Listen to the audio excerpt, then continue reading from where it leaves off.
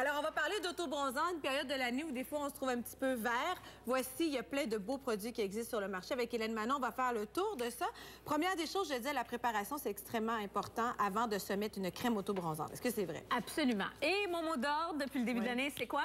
Exfoliation. Exactement, Saskia. Franchement, là, oui, exfoliation, mais quand même, il ne faut pas irriter la peau parce que, dans le fond, l'autobronzant, c'est un oxydant de couche cornée. Alors, si on enlève toute la petite couche cornée, bien... C'est ce qui nous protège un petit peu. Oui, c'est ce qui nous protège. Et vous savez, le phénomène d'oxydation, quand on coupe une pomme, elle brunit. Oui. C'est la même chose avec l'autobronzant. L'autobronzant, c'est vraiment la méthode la plus sécuritaire d'avoir un teint magnifique. D'accord. Mais c'est pas orange, il y a une certaine époque où on sortait de effectivement, dans les années 80, on était un peu bariolés, mais depuis ce temps-là, les formulations en laboratoire se sont vraiment affinées. Deux préjugés, orange et ça pue. Le sapu, tantôt, on parlait de... Oui. Le sapu, là, malheureusement, c'est la dihydroxyacétone qui donne cette odeur-là. La dihydroxyacétone. C'est ce qui donne la coloration à la peau. On sent le petit cochon brûlé un peu. Oui. Donc, c'est difficile d'enlever cette odeur. C'est difficile d'enlever, mais j'ai quelques compagnies qui réussissent quand même assez bien. Sauf que plus le pourcentage de dihydroxyacétone est élevé, plus l'odeur est importante. OK, mais on peut se laver quand même, éventuellement. Oui, effectivement. Éventuellement. Mais c'est ça, pas de suite. Là, si on prépare notre peau, là, on s'exfolie, tout ça.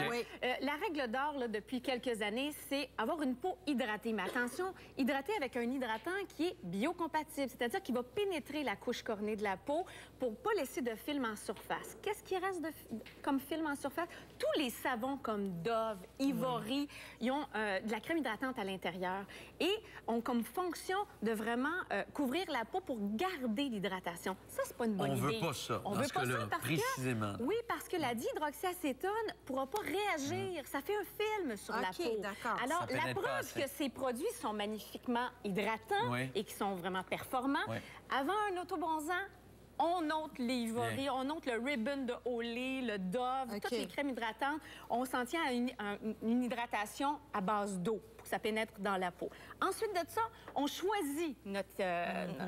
Et là, ce matin, est-ce que ça vaut la peine j'ai apporté une application live. J'ai apporté 2 filles ici ce matin. Ça s'apporte bien dans une sacoche d'une fille de même, ça. Pas dans une sacoche, dans une tente. Dans une tente, ben oui. On les a apportés dans la tente. Non, ce qui est intéressant, c'est qu'on a un autobronzant. Vraiment, on a fait une photo de Geneviève avant de commencer l'émission. Vraiment, c'est une rousse à la peau très, très pâle. Hein? Alors, on fait l'application d'autobronzant. C'est une canne. Alors, durant tout le reste de mon contenu, vous allez voir apparaître le fameux teint de Geneviève. Est-ce que c'est ce qu'on appelle le fameux spray tan en bon français? Oui, c'est un spray tan qu'on peut faire à la maison. Oui, on voit ici, vous voyez la démarcation. On peut bien faire la démarcation. C'est un spray tan qu'on peut faire à la maison parce que vous savez qu'il y a le spray tan en salon aussi qui existe avec un compresseur et un J'aimerais ça qu'on montre juste la canne. On l'a ici. Oui, la canne. Alors, c'est une canne. Avec une canne comme ça, on peut faire 4 applications complètes. Du corps. Du corps en entier. Mais là, il faut être deux, là. Il faut être deux, visiblement, pour faire ça, non? Pas nécessairement. C'est le petit balai, parce que Geneviève aurait pu se le faire elle-même. Peut-être avoir un peu d'aide pour le dos. Demander à votre chum à Saint-Valentin de vous spray tanner le body. Faut toujours laisser des démarcations, les filles. Oui, pour vrai? Oui. C'est sexy, les démarcations? Oui, ben là, je t'apprends quelque chose, hein, Parle-moi, j'aime ça quand tu me parles. On se fait un spécial Saint-Valentin. Et ce qui est intéressant, c'est que cette fameuse tente-là est aussi en vente. Alors, vous pouvez, pour ne pas cochonner, votre salle de bain. Attends une minute. C'est drôle. C'est vrai, ça se vend? T'achètes ça en kit? Oui, ça se plie. Ça prend pas de place. Vous glissez sans tout voter pour le serrer. Ça rentre là-dedans. Non. Jean-François. Hey, j'aime ça. Jean-François. Non, tout ça pour vous dire qu'une canne comme ça coûte 40 $.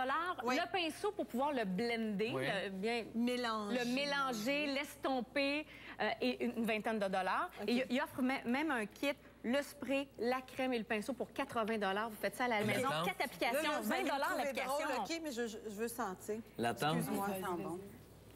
Non, ça sent très bon. Oui? Ça sent même un petit peu. Oui, c'est ça, d'huile d'amande, un peu même l'huile de coco. Alors, on fait vraiment beaucoup de progrès.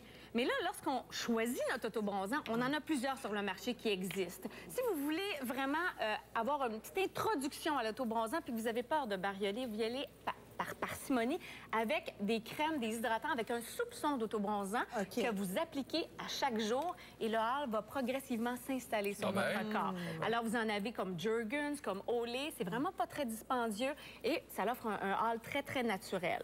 On a une compagnie qui est très forte en autobronzant, que j'aime beaucoup, c'est Clarins. On a différentes textures. Et moi, je vais vous dire que si vous commencez, privilégiez des textures qui sont teintées.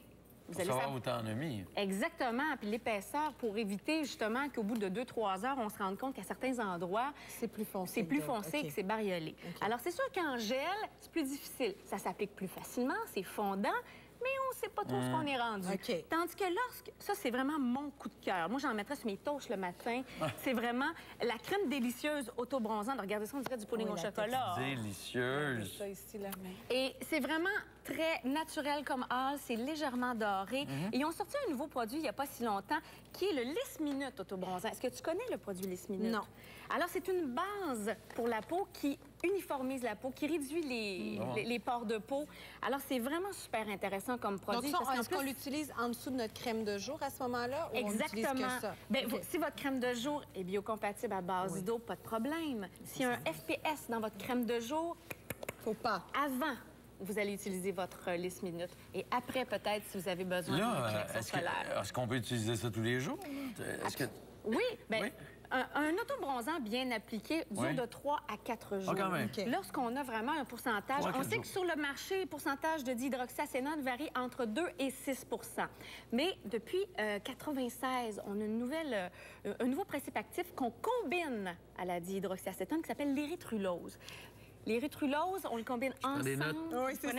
On va faire une dictée après. Mais pourquoi l'érythrulose, c'est intéressant que les chercheurs ont trouvé ce principe actif-là, c'est que pour fonction de lisser, d'hydrater et de permettre au bronzage de rester encore plus longtemps. Ah, d'accord. Alors, de 4, 5, 6 jours même parfois. Et en passant, on a peut-être des dames qui vont se marier cet été.